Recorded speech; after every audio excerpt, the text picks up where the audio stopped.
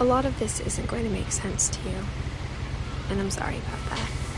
I'm just going to start at the beginning, with the house.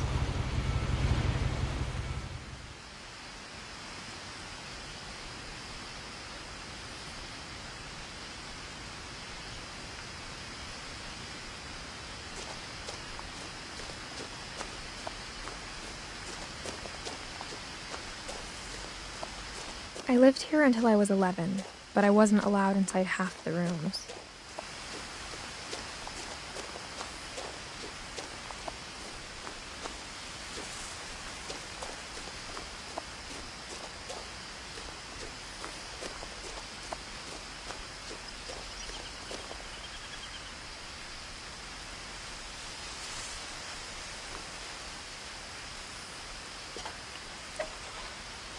Inside the mailbox were bills from 7 years ago, marked urgent, open immediately.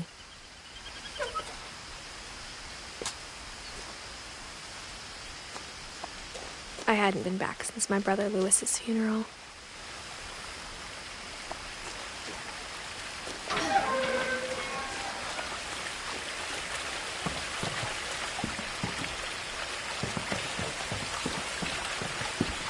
In her will, my mother left me a key, but didn't tell me what it unlocked.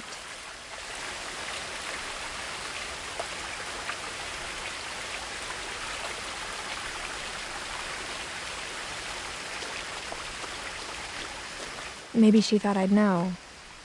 Or she thought that the mystery would be enough to bring me back.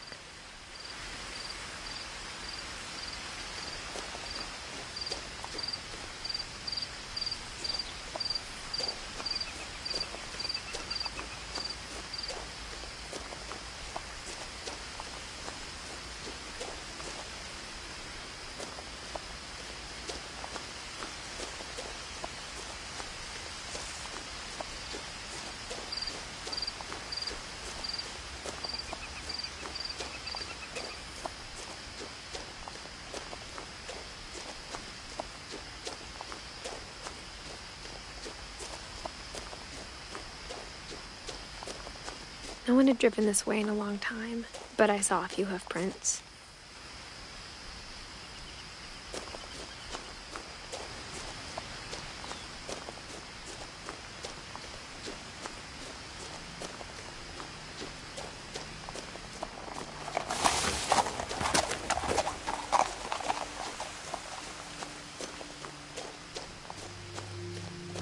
The truth is, even after I inherited the house, I never thought I'd come back to it.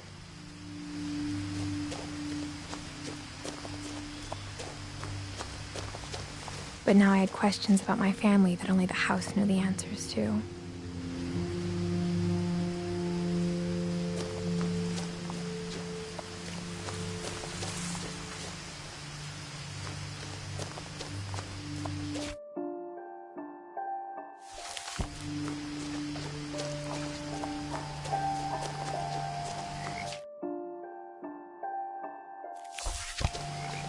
The house was exactly like I remembered it, the way I'd been dreaming about it.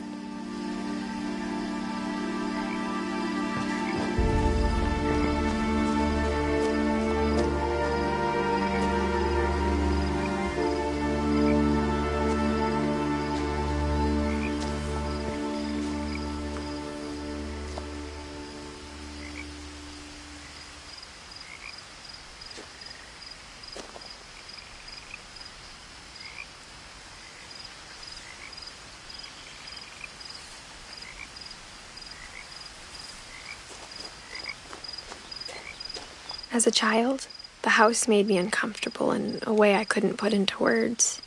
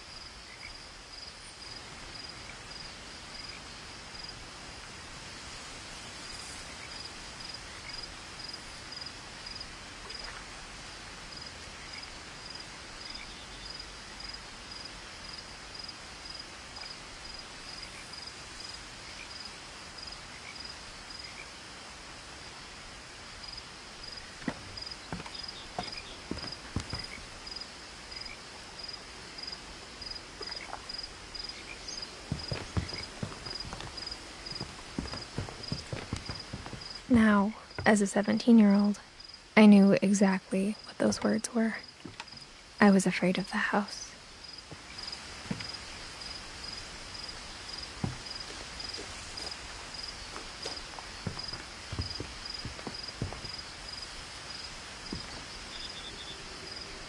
I hoped the key might unlock the front door. It didn't.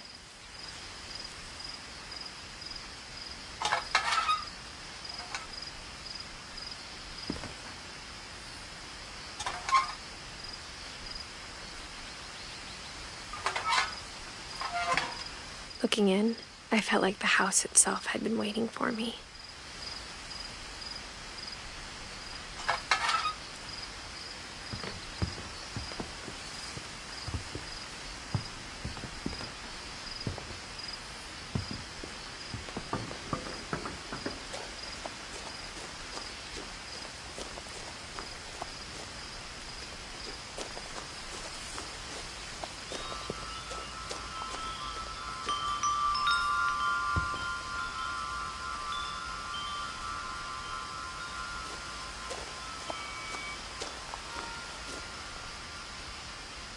The house felt like it had always been here.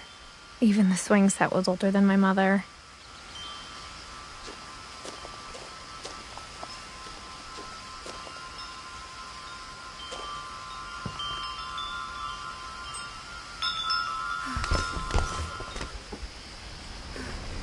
Crawling through the doggy door used to be a lot easier when I was 11.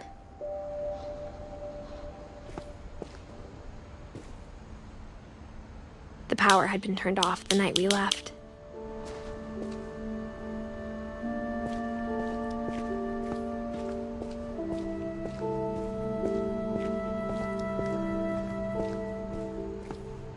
For the first time in years, I felt like I was home. But instead of a family, there were just memories of one.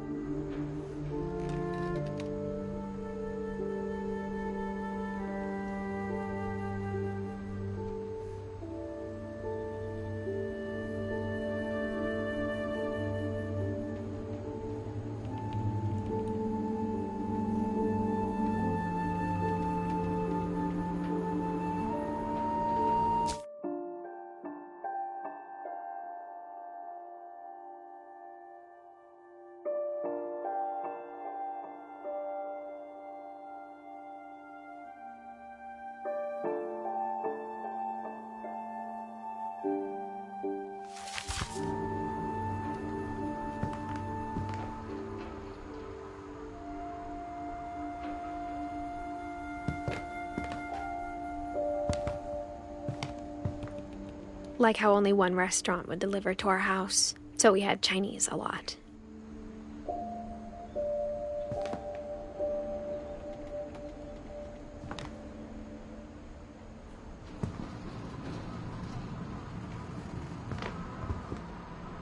Or how after Louis started working at the cannery, we all got sick of eating salmon.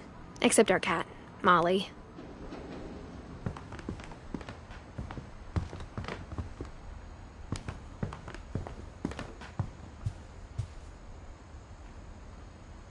The table was still a wreck from the night we left.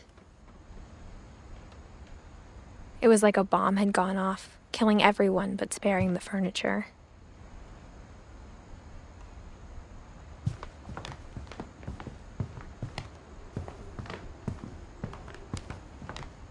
My mom was the only one of us who could imagine Great-Grandma Edie living in a nursing home.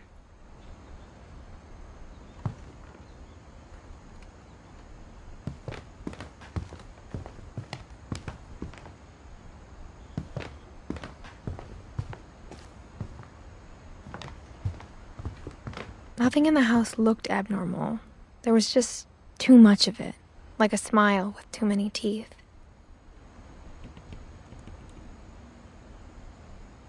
Even the fireplace had a story. Edie told me the bricks came from the original house, after it sank.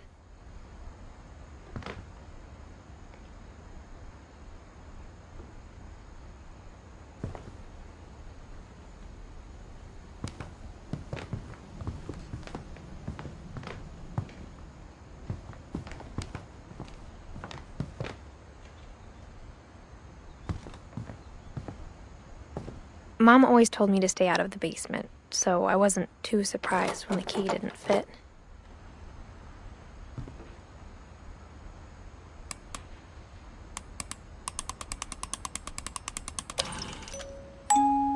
Great-Grandpa Sven built a music box for Barbara, along with the rest of the house.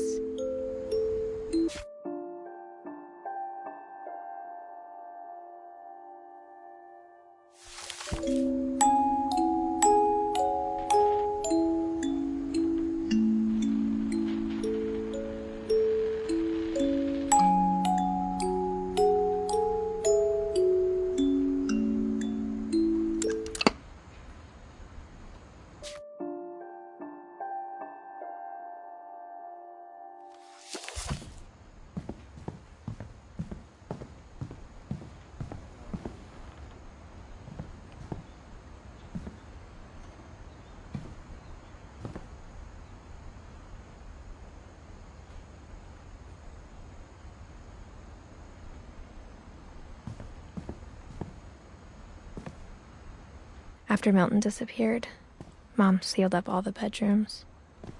Then Edie retaliated and drilled peepholes.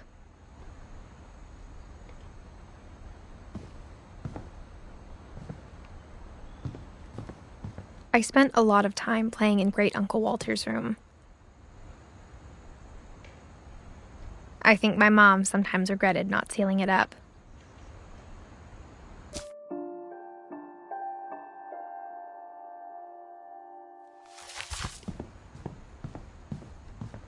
Louis told me there were secret passages, but I never believed him.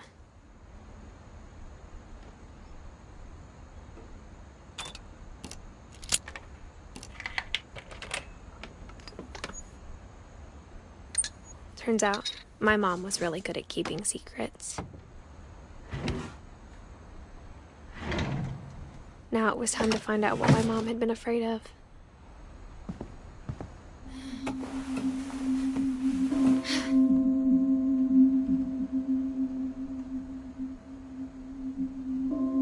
Reading this, maybe it sounds like I had a plan. But I had no idea what was behind that door.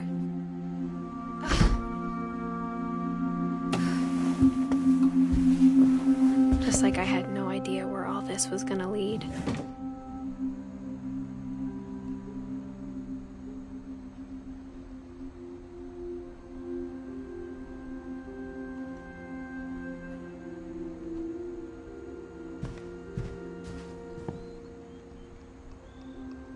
I got the sense Edie had spent a lot of time here, before my mom sealed the doors.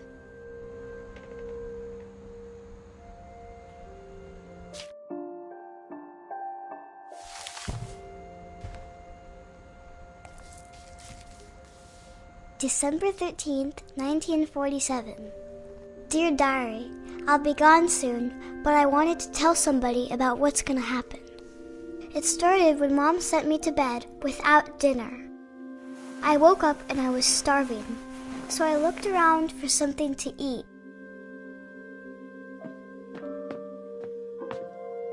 The gerbil food was dry, but I didn't mind it.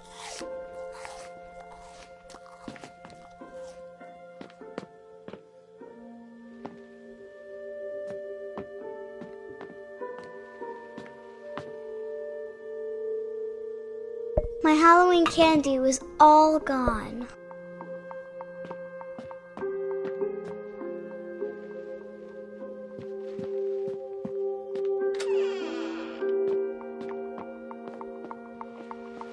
I ate a lot of things that night.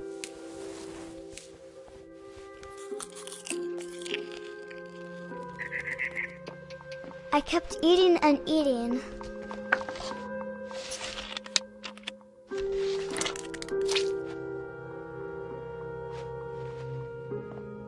Then I heard chirping outside my window. It was a barn swallow going back to her nest. I reached out for her.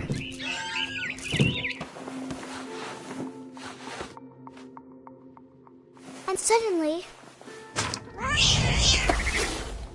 I was a cat.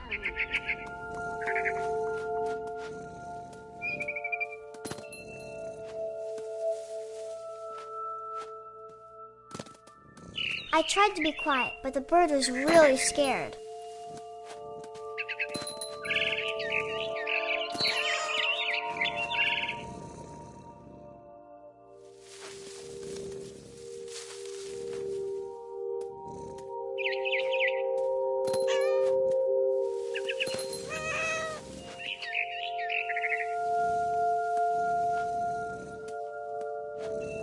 Mom and Dad didn't even look at me.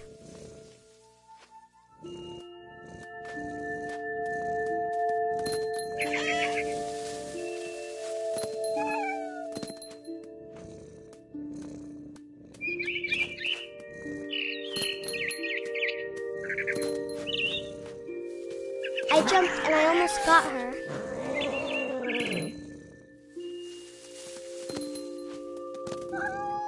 I could tell she was getting really tired. Now I was up in the big tree. I promised Dad I wouldn't climb it anymore. All I cared about was eating that mama bird. I gobbled her up. And suddenly, I was an owl. First, all I heard was the wind. Then I heard little teeth nibbling in the grass.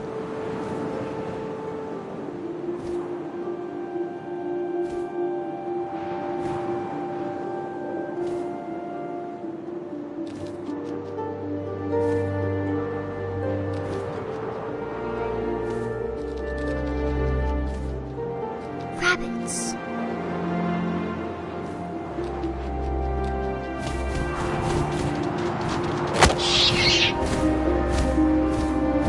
I imagined his face looking up and seeing mine through my talons. I swallowed him up, and I didn't chew one bit. Then I flew off to find something bigger.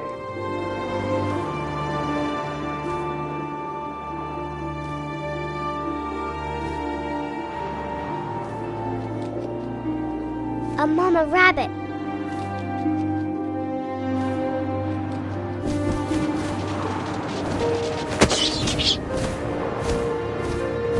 She was almost too big to carry. I started choking, but I couldn't stop eating. And suddenly, I was a shark.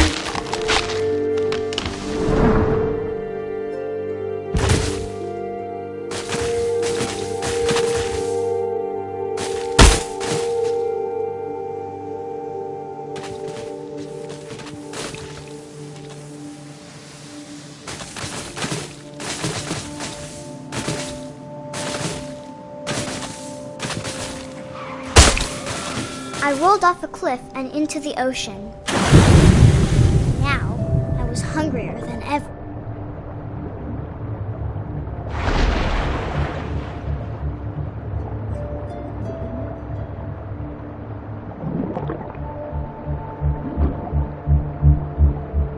I wanted fat, juicy seals. I tore off her flipper, and it tasted really good.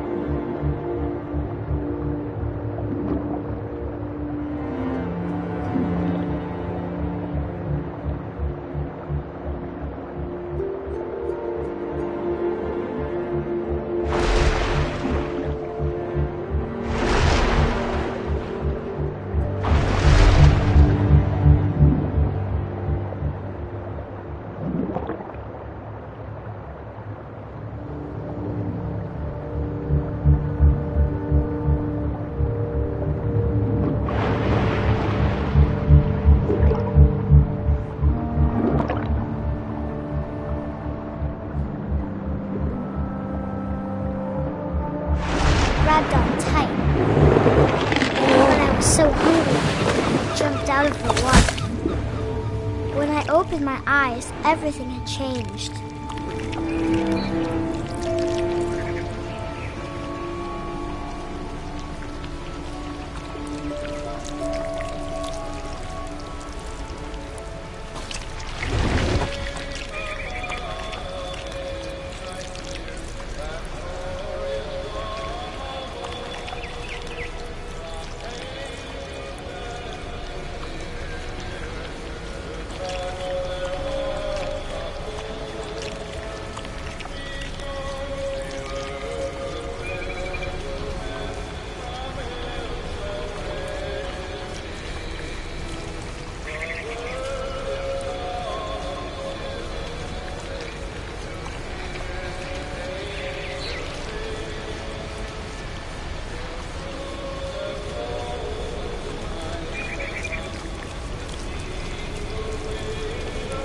Now I was a monster, and I smelled people everywhere.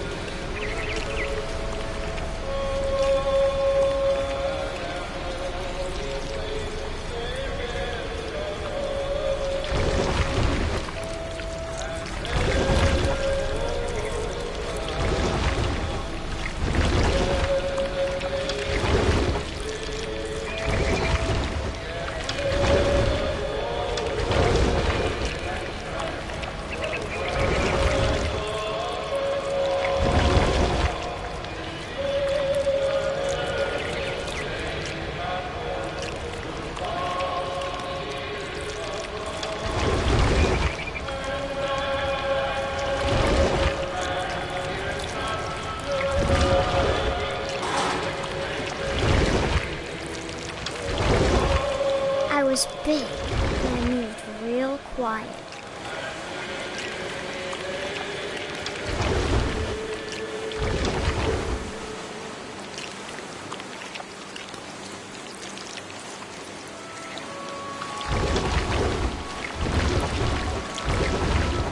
I wanted to stop, but also I didn't.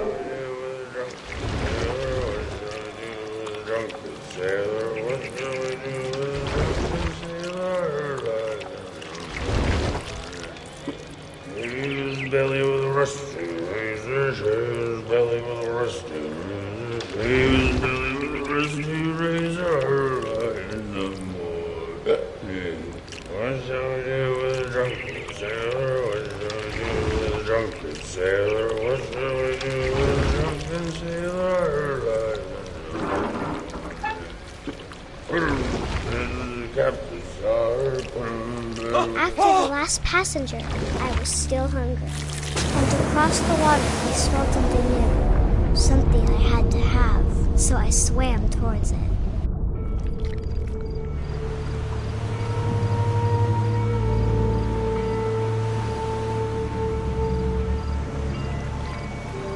I slithered onto the sand, and the good smell went into an old pipe.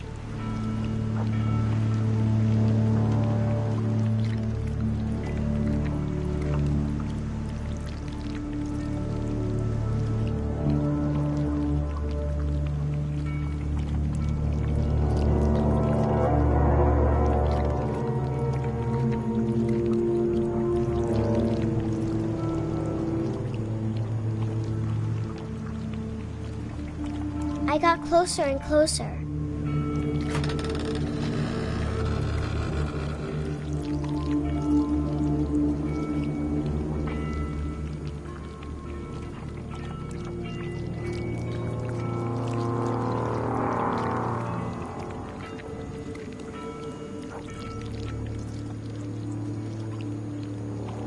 All my stomach started growling. And suddenly, I was me again. I held my breath for a long time, but I couldn't hear anything. I think it's waiting for me to fall asleep. But it's not going to wait much longer. It needs to feed, and we both know I will be delicious.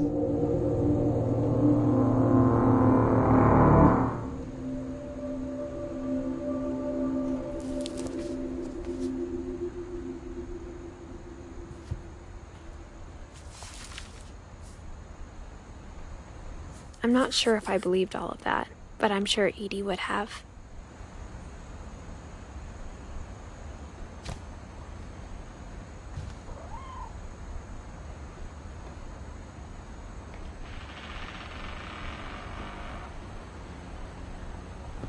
I can't describe it, but I felt like some part of Molly was still here. I grew up looking at Molly's room through the peephole. Being inside for the first time, I felt like I'd stepped behind a painting.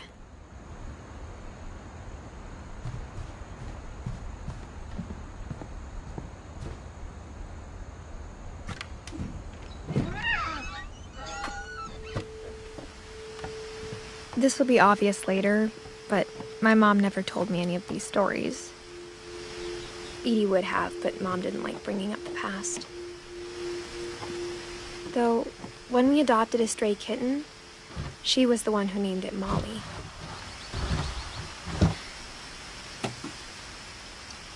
I spent a lot of time in Great-Grandma Edie's room.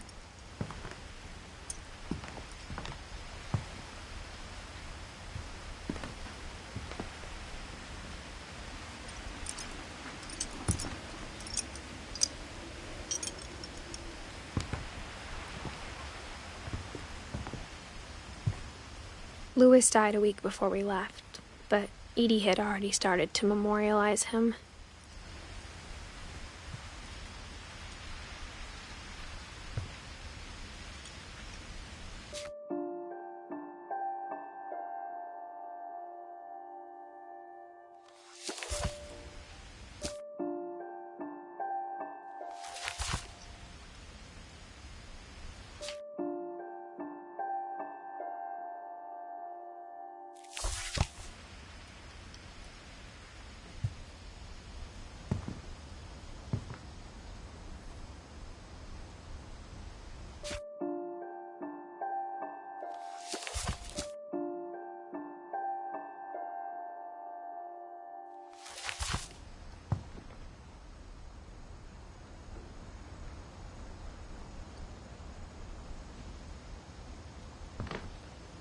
Her room was like a museum.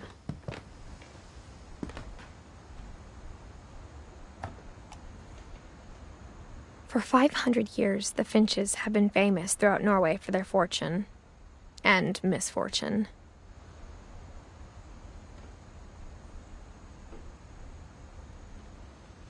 Odin Finch buries the latest victims of the family curse, his wife Ingeborg and their newborn son, Johan.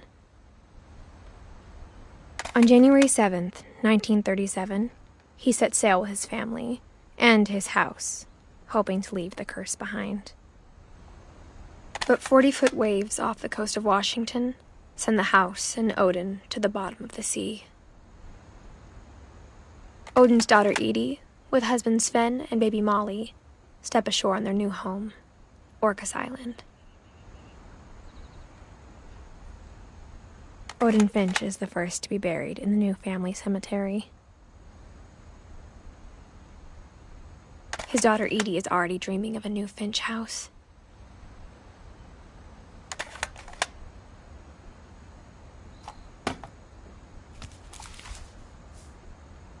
Whatever's wrong with this family, it goes back a long ways.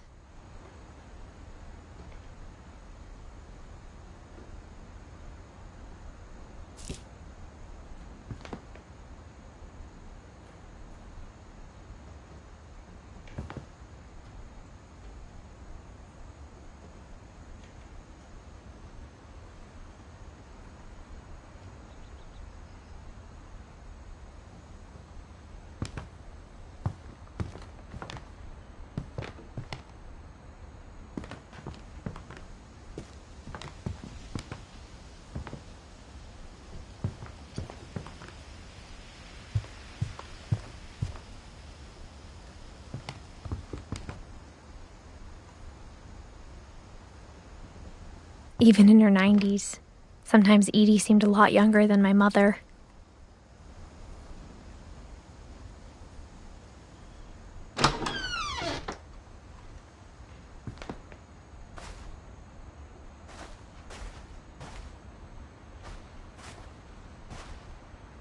The only trace Grandpa Sam's first wife, Kay, left on the house was the pink bathroom.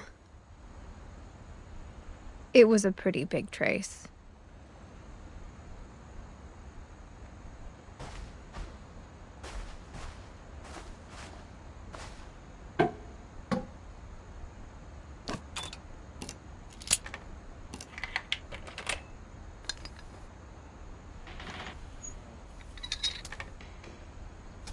There's a secret in this bathroom.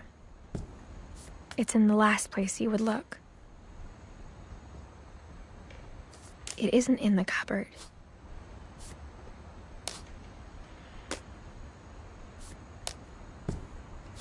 It's hidden in this book.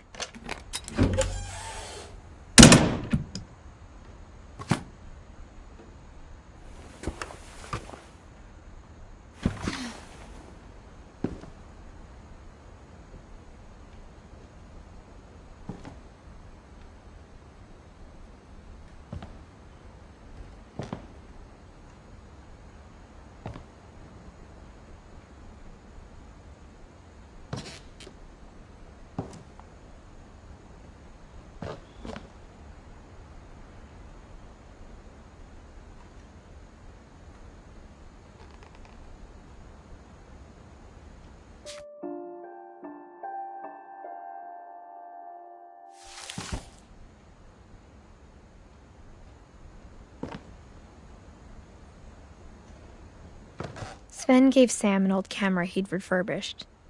He never put it down.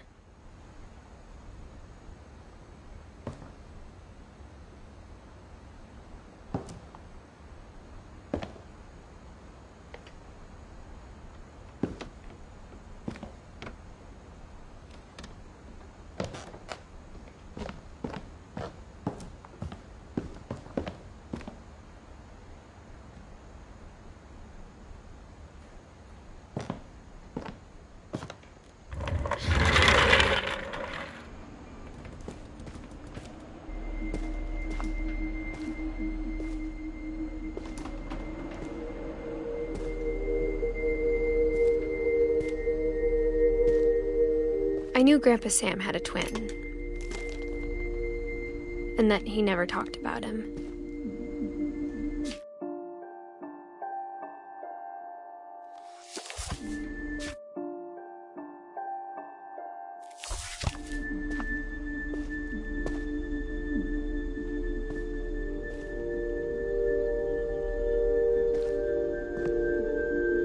I guess my grandpa didn't like history any more than my mom did.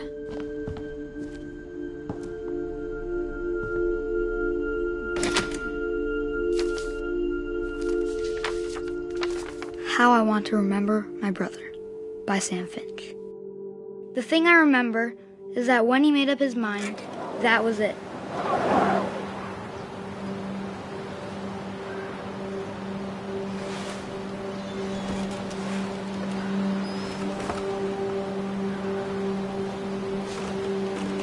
My brother said he'd die before he ate another mushroom, and he did.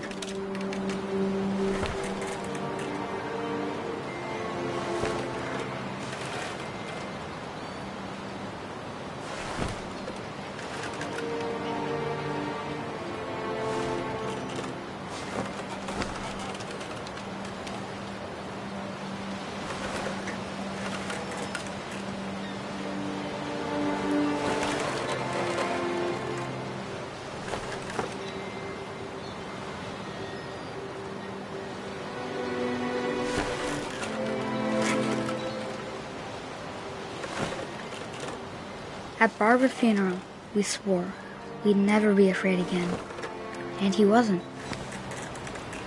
I think Calvin always wanted to fly.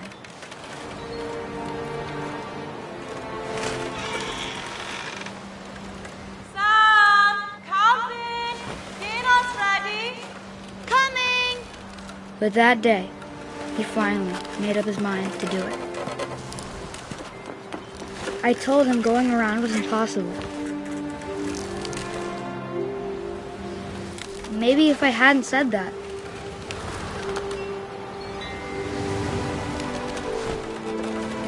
Calvin, I'm not gonna tell you again. Maybe if the wind hadn't picked up, then maybe he'd still be here. But I doubt it. I think he'd already made up his mind. That's what I want to remember about my brother.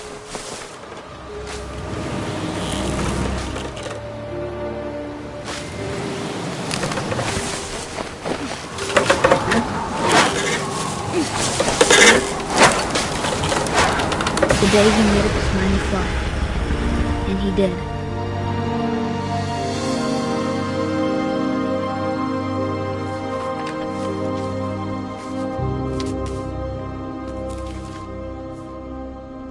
Calvin's story felt strangely familiar.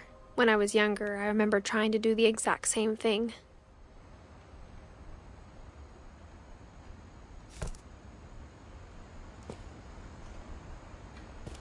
After the funeral, Edie roped off Calvin's half of the room.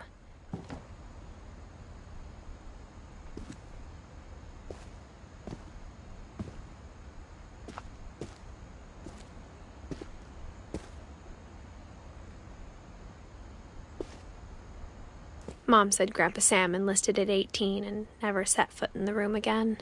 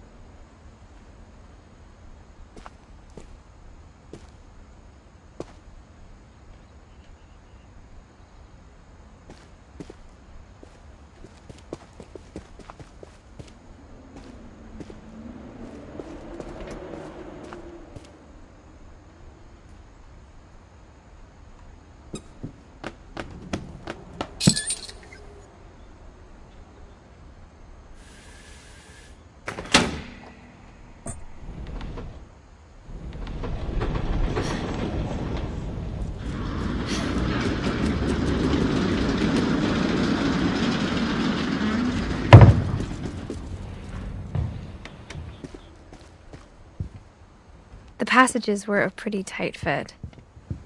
They'd obviously been built for smaller hands and bellies.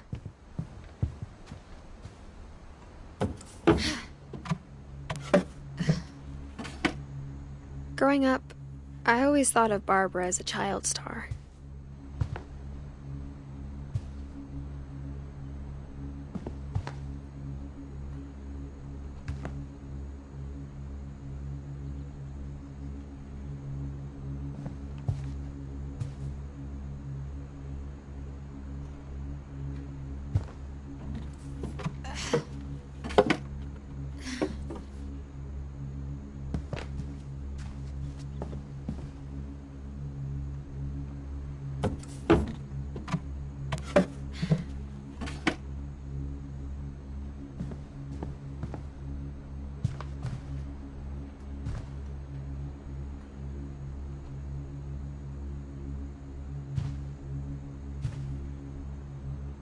I never thought about how hard it must have been for her afterwards.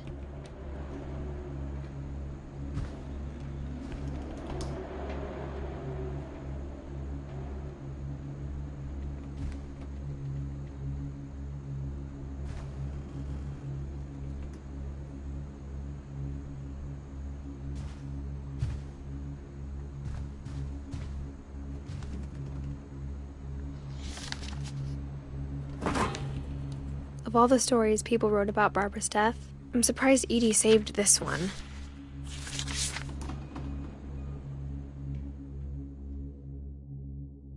Old Jack here with another ghastly tale inspired by America's most unfortunate family.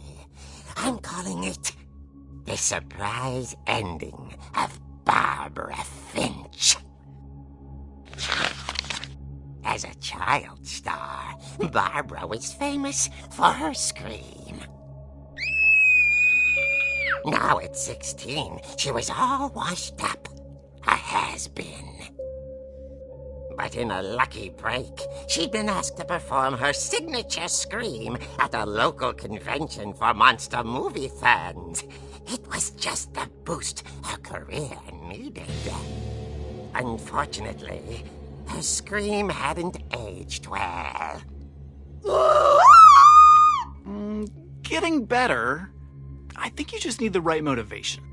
Her biggest fan and current boyfriend, Rick, was about to demonstrate when... Now that was a great scream. It was Barbara's father, Sven.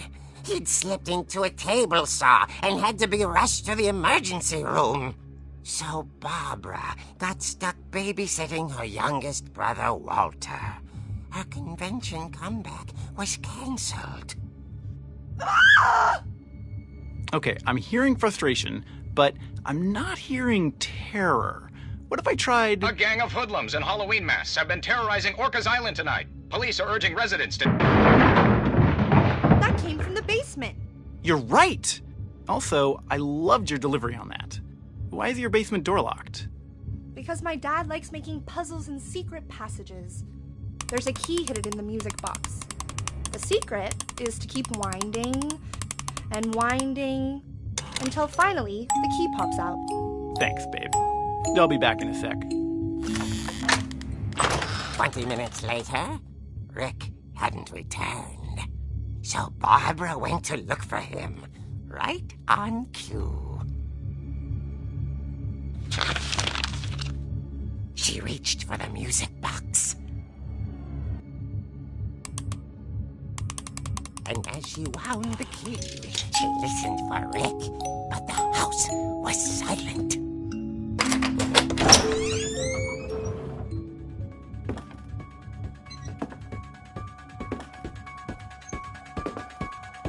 She found Rick's crutch and imagined the worst.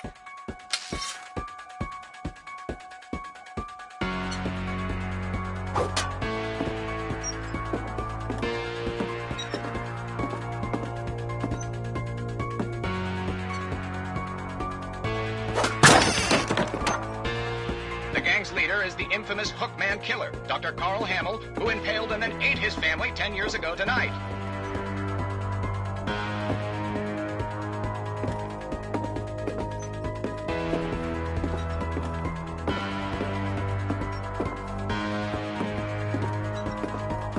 Old Finch rattled and grew still.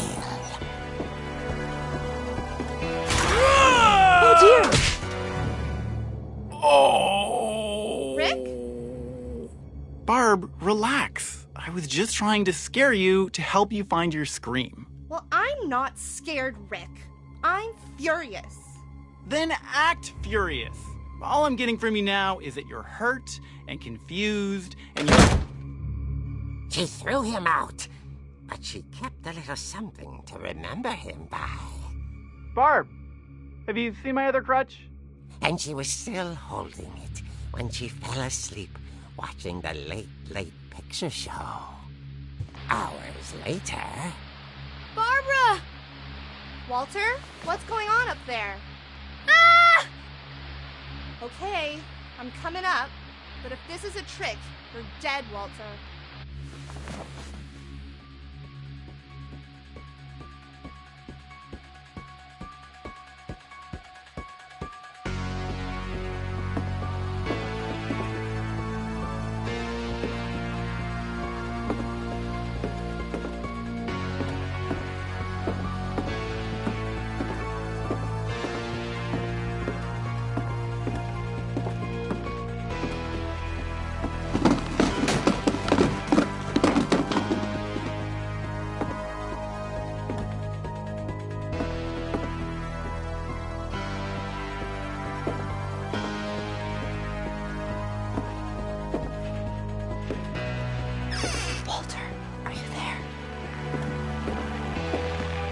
Walter vanished, but his bedside radio was still on.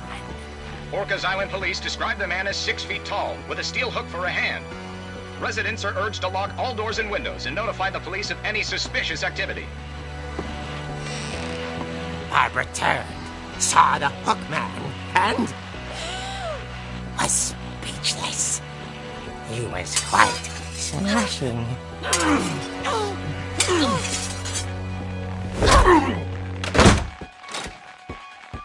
And here he was. He couldn't get enough of Barbara.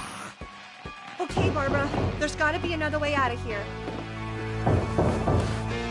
That night, she played her part beautifully.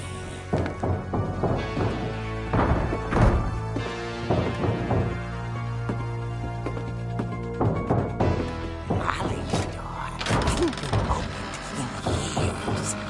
The hinges groaned.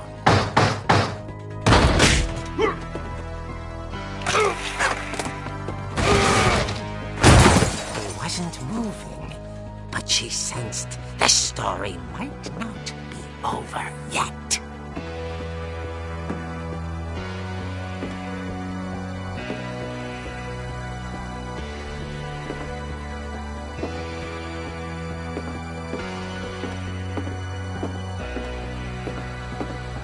The hookman had vanished. She listened for his breathing, but all she heard was...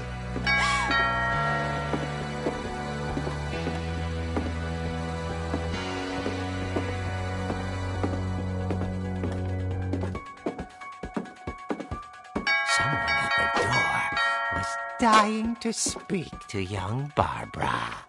At the door, she heard whispering. It was coming from inside the house.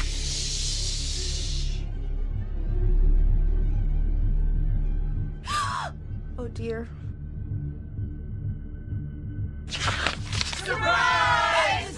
Bravo, Barbara! You were wonderful! The monsters had come to surprise her. For Barbara, it was a dream come true. Then she saw what kind of monsters they were, and she realized what was about to happen. She was going to be famous. And with her final breath, Barbara Finch gave the performance of her life.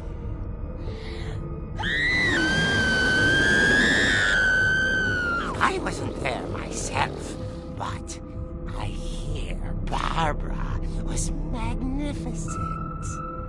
Poor girl. She had a taste for stardom. But unfortunately, so did her fans. Of course, the police blamed it all on poor Rick, who disappeared the same night. And little Walter, hiding under his bed the whole time. He took it all pretty hard, but that's another story. As for Barbara, tucked inside the music box is all they ever found of her. Her ear. Now that's what I call a real eerie tale.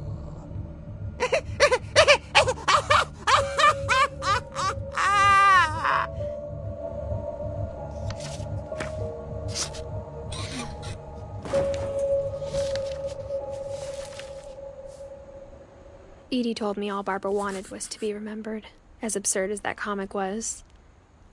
Maybe what Edie saw was a happy ending.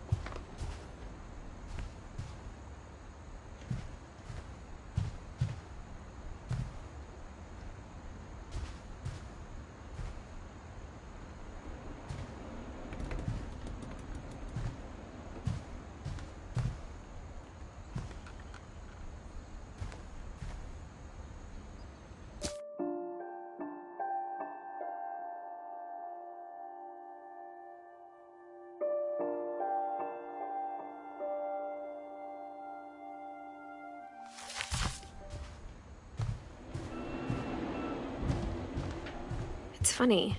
All those times I played with the music box and never found the basement key.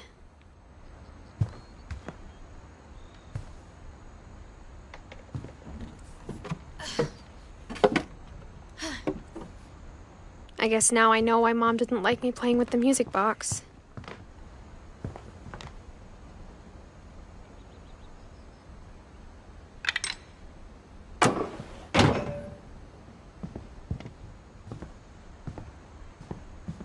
Whenever people ask me about my family, the first thing they always want to know about is Barbara.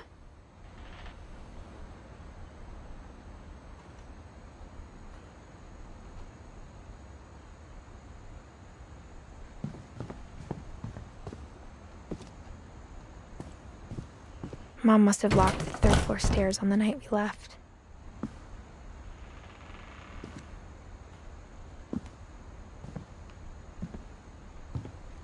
Edie's father, Odin, built the original house.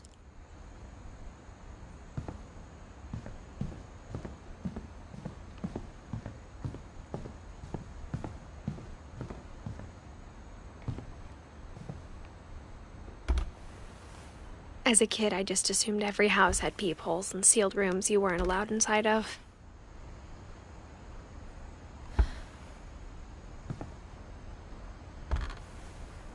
My Grandpa Sam spent 7 years sharing a room with his dead brother, Calvin. I wonder if that comic was right about there being a key inside the music box near the basement.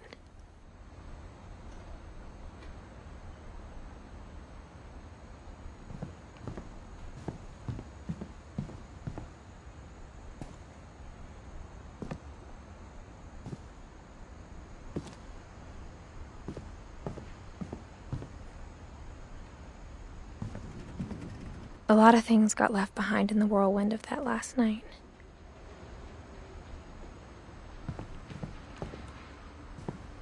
My mom wasn't much of an optimist, but she never stopped believing that my brother Milton was alive.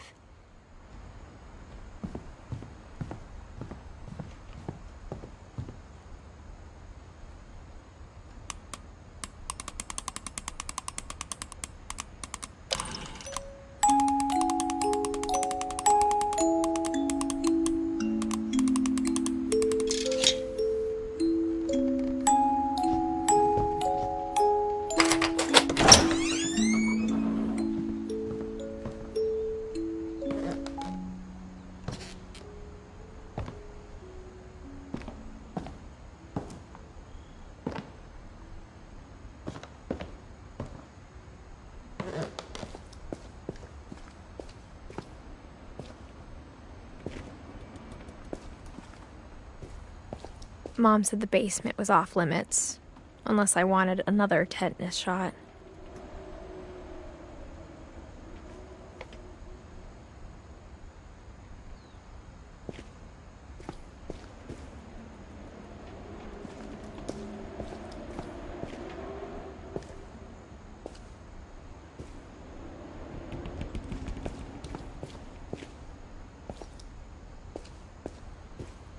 I saw Edie sneak down to the basement once, carrying packages.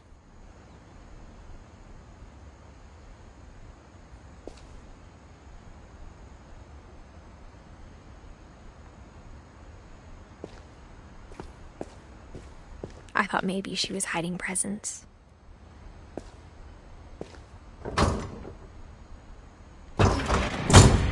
It turned out she was hiding a lot more than that.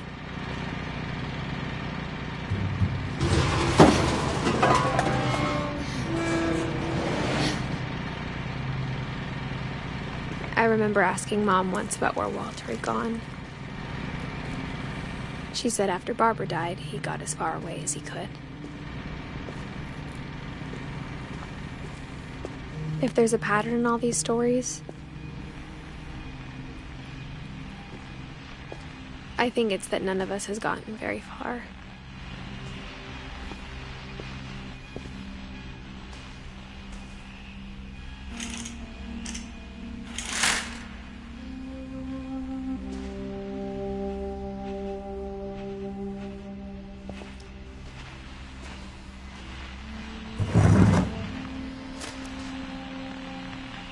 Goodbye, everyone.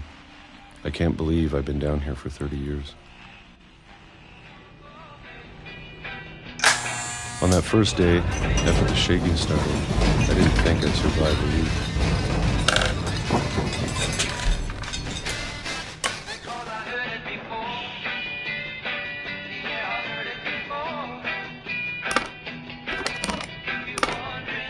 But after a few days, I settled into a routine. That's what kept me sane. Having a schedule, living for today. I always expected to be dead tomorrow. But if you wait long enough, you get used to anything.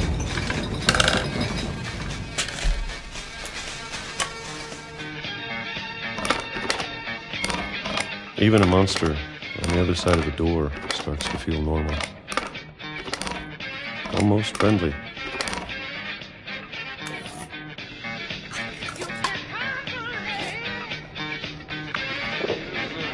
And then one day, everything just stopped. Whatever that thing was, it was gone. Maybe it got tired of waiting.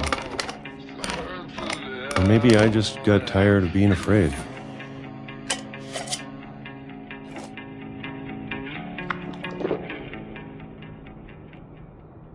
It's been a week now, the longest in 30 years. I'm done waiting. I have to leave while I still can.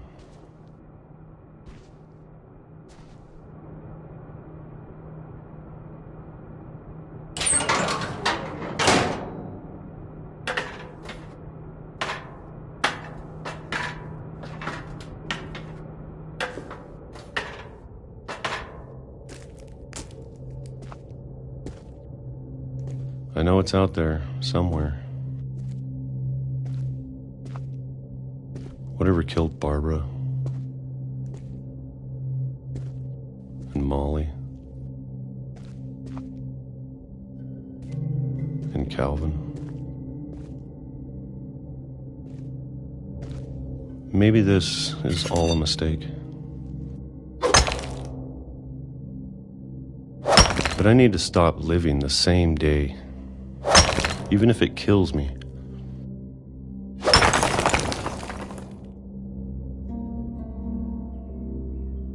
Whatever's out there, I want you to know I'm ready for it.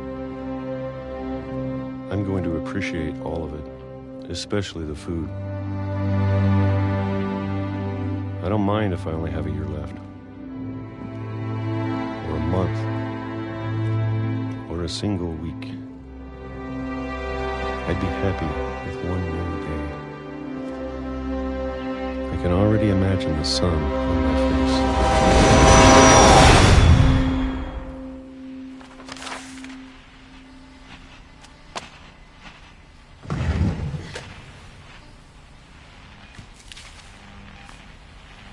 Walter died when I was 6. I can't believe my mom never told me he was down here.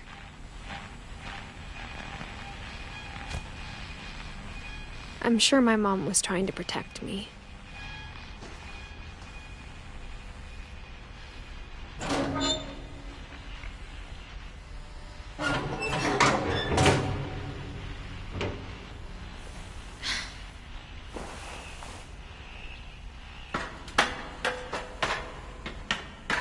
Maybe she was afraid I'd end up like Walter. But if she never told me about an uncle under the house, I can only imagine what else she was hiding. I don't want to make the same mistakes she made. Trying to bury something that's still alive. Now that there's only one of us left, or maybe 2, I thought it was time I heard the stories for myself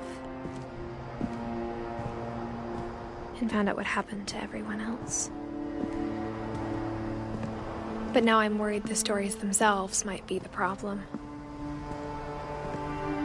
Maybe we believed so much in a family curse, we made it real.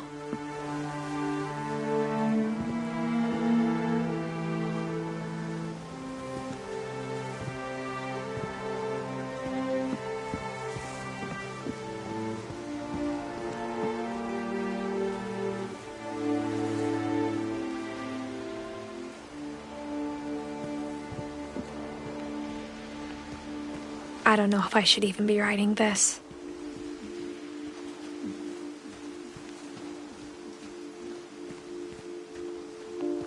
Maybe it'd be better if all this just died with me.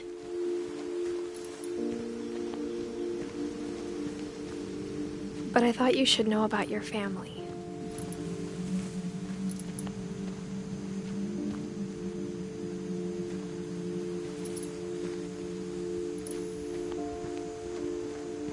And the history you're a part of.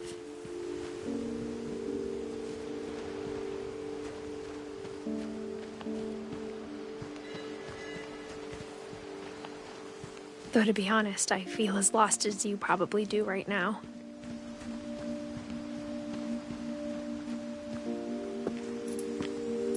I think the people in these stories believed them, for what that's worth.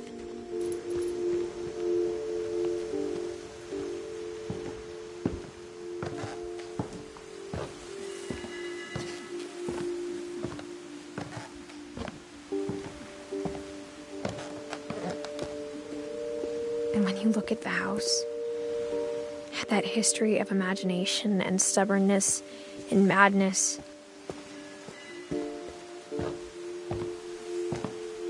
any of it seems possible.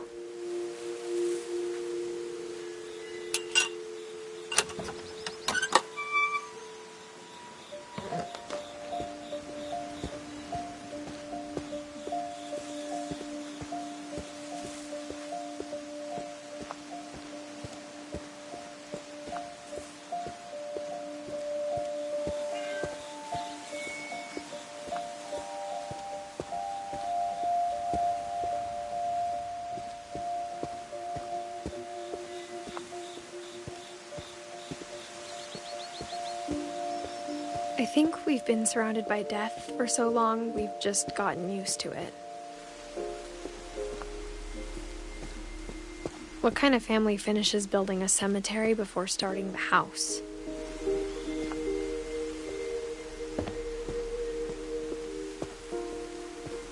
It's embarrassing for me to admit this, but the pet cemetery made me more uncomfortable than the human one.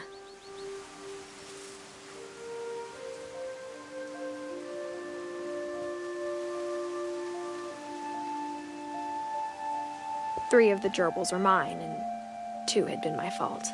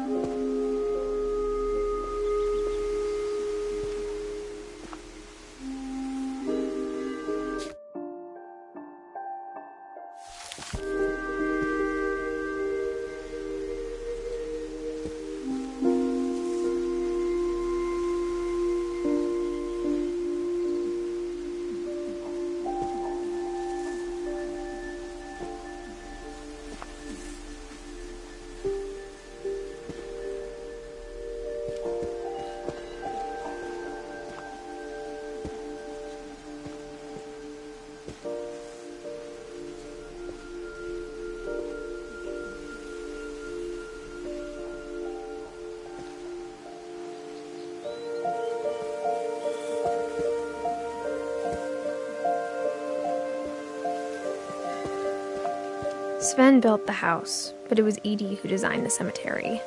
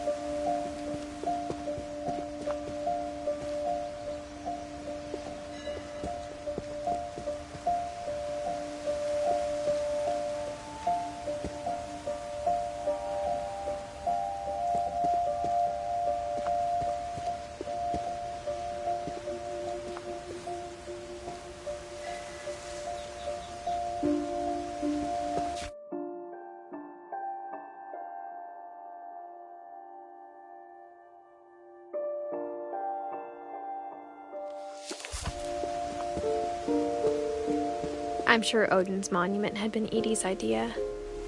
My mom was always trying to move on, but for Edie, the past never went away.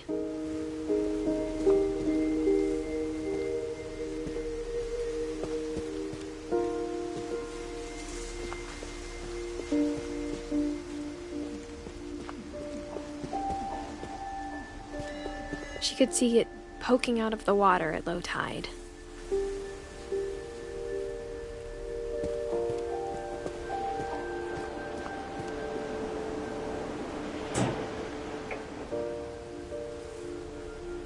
Edie said she dreamed about the old house every night.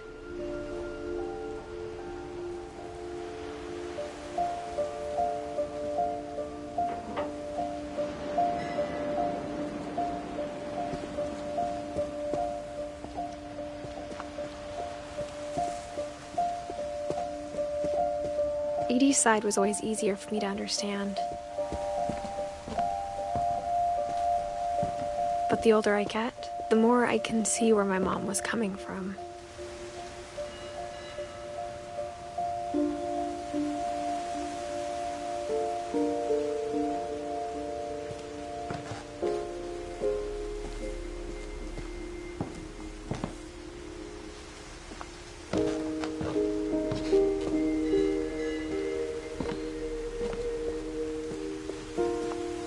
Her dad had been pretty strict, but it wasn't enough to save her brothers. She was just trying to do better.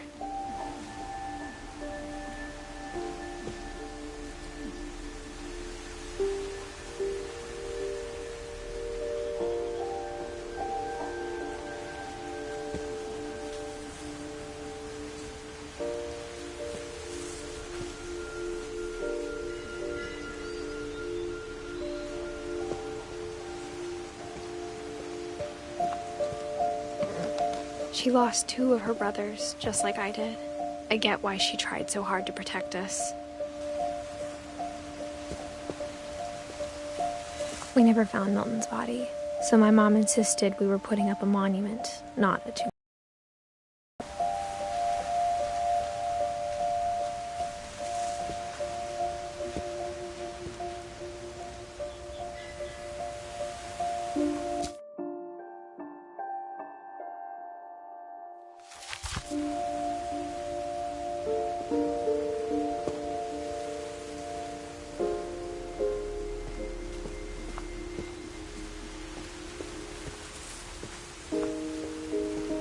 There's so many things I wish I could ask my mom now.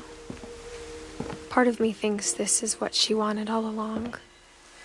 For me to come back someday and find everything out for myself.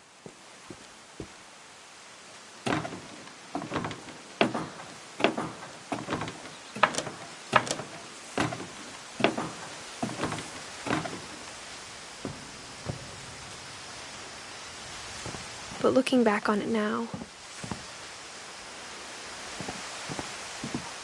if she told me there was going to be so much climbing, I never would have come when I was 22 weeks pregnant.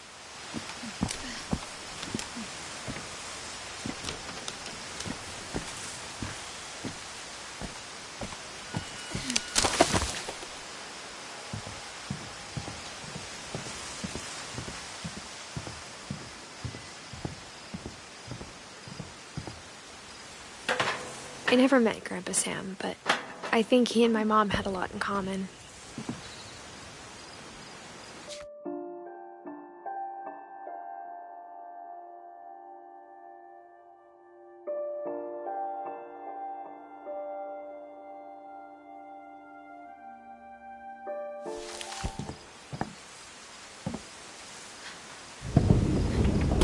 They were both pretty intense.